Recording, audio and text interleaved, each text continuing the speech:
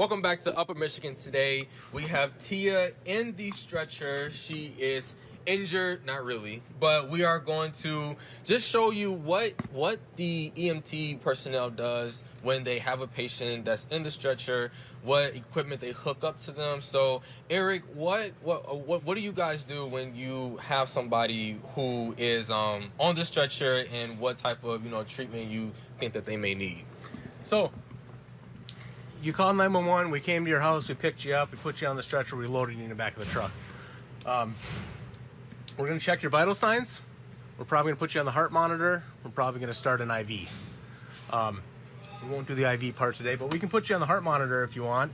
We can kind of talk about that and show you what it is. Yeah. So this is it.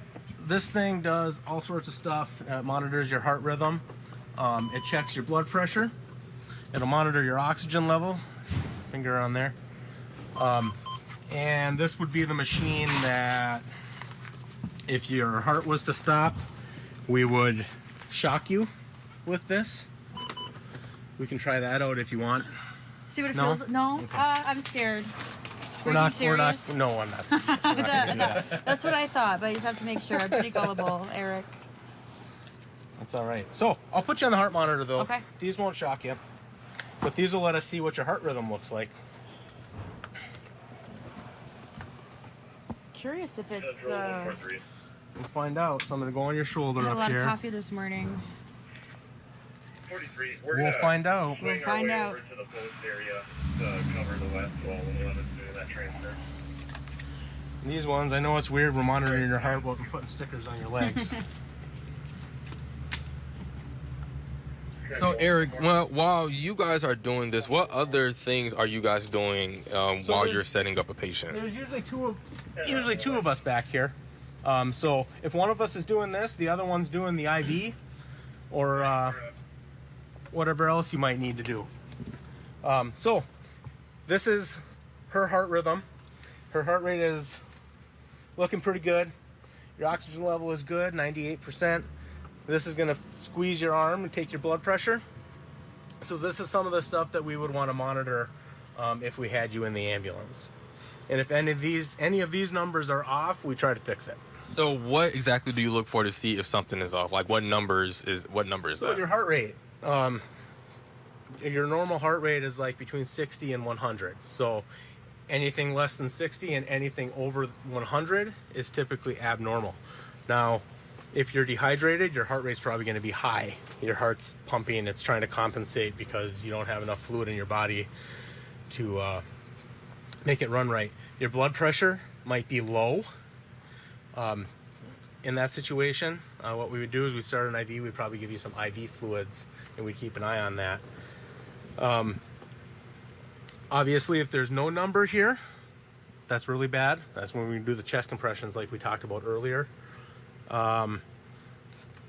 If it's super fast, we can cardiovert or defibrillate you to try to get it back into a normal rate. Now, obviously, all of these machines, this equipment, it's all life-saving, so it's very necessary. But when you have a patient in here, do they ever get freaked out by all of it? And what might you do to keep them calm? Yeah, people get kind of freaked out by the numbers. They don't know what this stuff means. They don't know the big words that we use. And I kind of treat it like you're talking to one of your kids or talking to a kid, you know. If your kid falls off their bike and scrapes their knee and you flip out, the kid's going to flip out. If you stay cool, your kid's likely going to stay cool. So if I stay calm in the back of the ambulance, that's going to make you feel a lot better that I'm relaxed and know what I'm doing.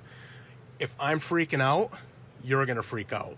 Because you might be this might be the worst day of your life. You don't know whatever, if it's a broken leg or maybe you're having a heart attack. I don't know. I mean, that's a really good tip. If you might be a bystander in a situation.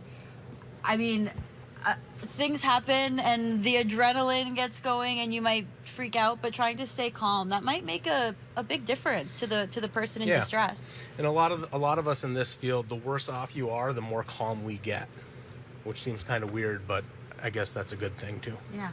I mean, it's something to note because it lets people know that under duress, they know that they can rely on you because at least you are calm and you're like, well, I know that it seems bad, but we got you. So Exactly. yeah, that's something that people can look forward to. Well, not really look forward to, but they can know that if they were to be in the They ambulance, can rest assured. yeah, that's the word. Rest assured that they will be okay. So I see that some paper comes out of it as well.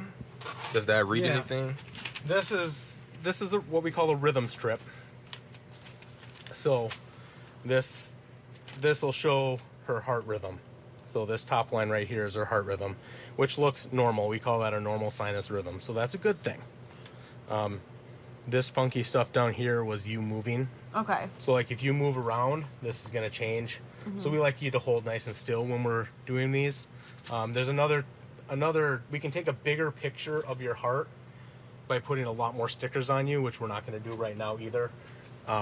But when we take that 12 lead EKG, that looks at all different portions of your heart. So if you're having a heart attack, depending on what the squiggly lines look like, it tells us where the heart attack is or how we may need to treat you. So we are trained to read what this means. Got you. Okay, cool. Well, we have to take another commercial break, but when we come back, we're going to highlight some of the different EMS entities in the UP. So stay with us.